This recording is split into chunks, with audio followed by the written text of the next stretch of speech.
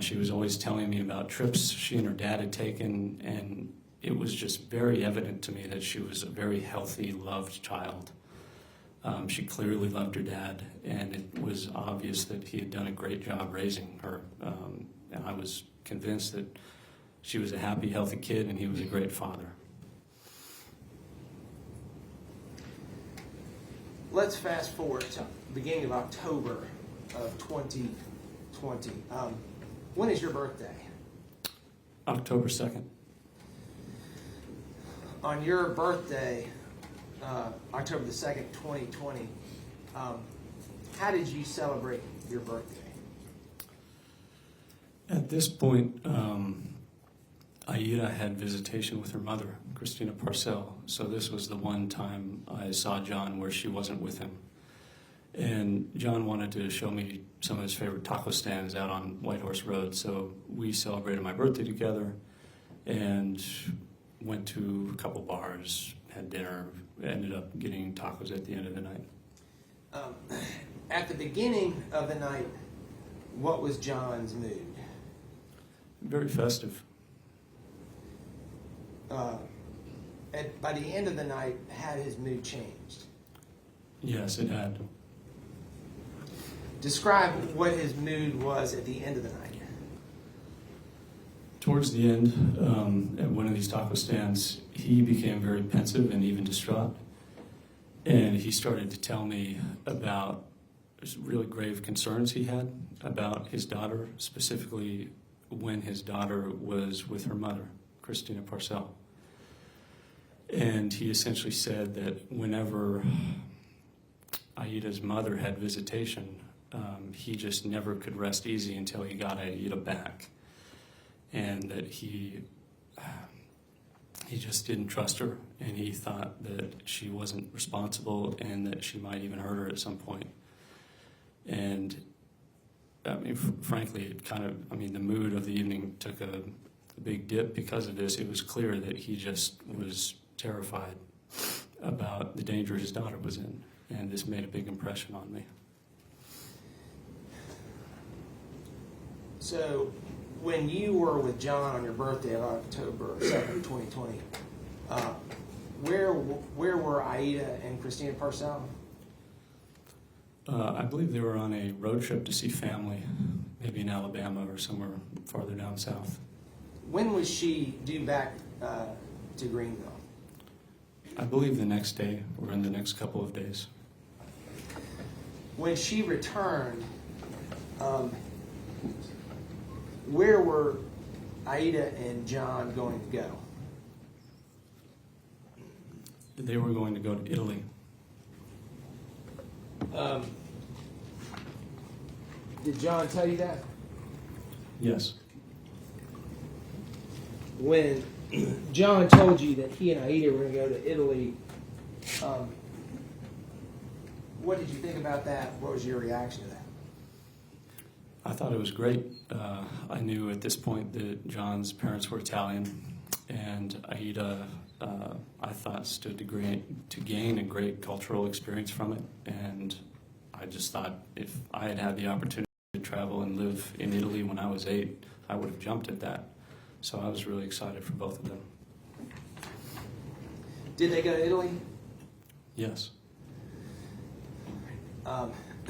So in October, John and Aida Mello go to Italy. Tell this jury what you're doing in October, November of 2020, musically and otherwise.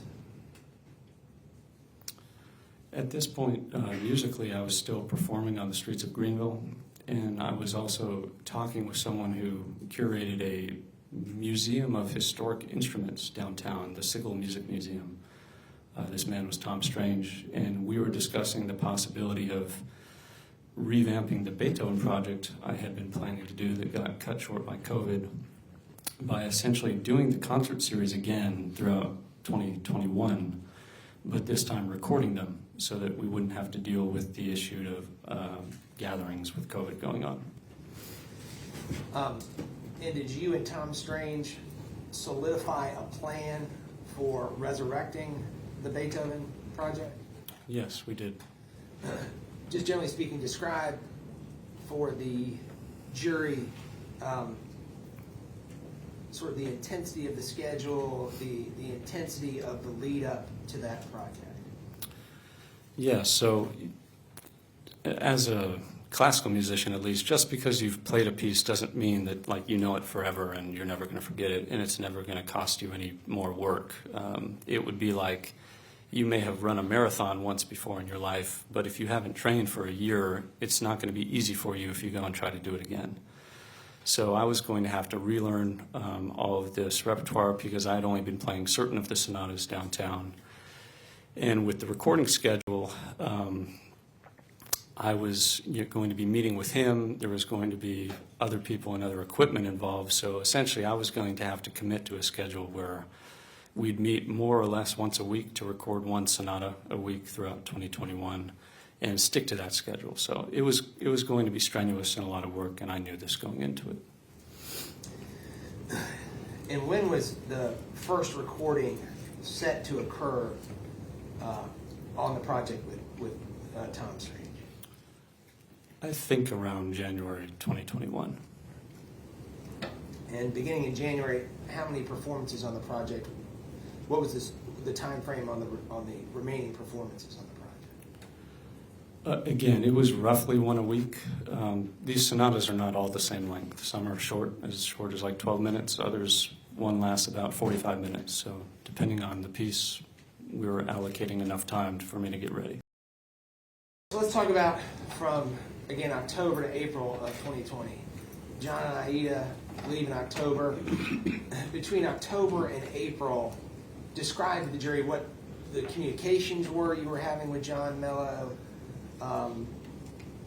the frequency of the communications. Just tell them about it. Like I said, I was excited for them. I was excited for Aida to be able to have this experience.